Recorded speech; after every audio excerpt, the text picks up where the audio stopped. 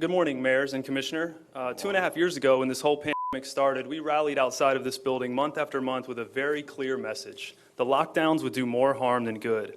Let us reopen our businesses and let our children go back to school. We were ignored, so let's fast forward because the results are in. Washington Post reported in March of this year, the CDC warns of a steep decline in teen mental health. CDC shortly after released a report on mental health and suicide among high school students.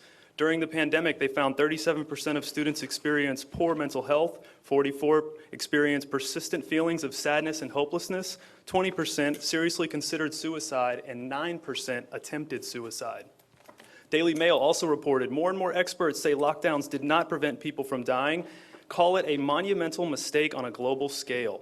In a major study out of Johns Hopkins University, their conclusion, we find no evidence that lockdowns, school closures, or limited gatherings had any noticeable effect on COVID mortality. So not only did the risk outweigh the benefit, there was no benefit.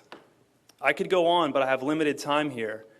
What's crazy is that the hundreds of citizens that rallied outside of the building and it spoke at countless meetings in here warned you of these very exact consequences.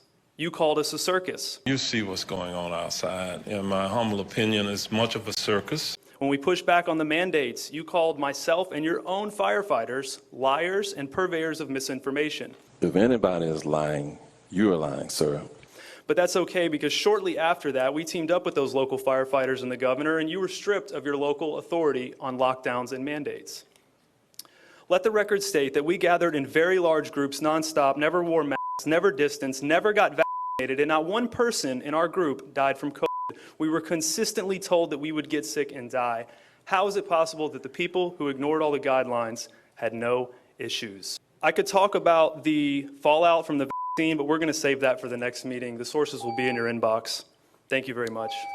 All right, thank you for your comments, and we'll move to the next speaker, please.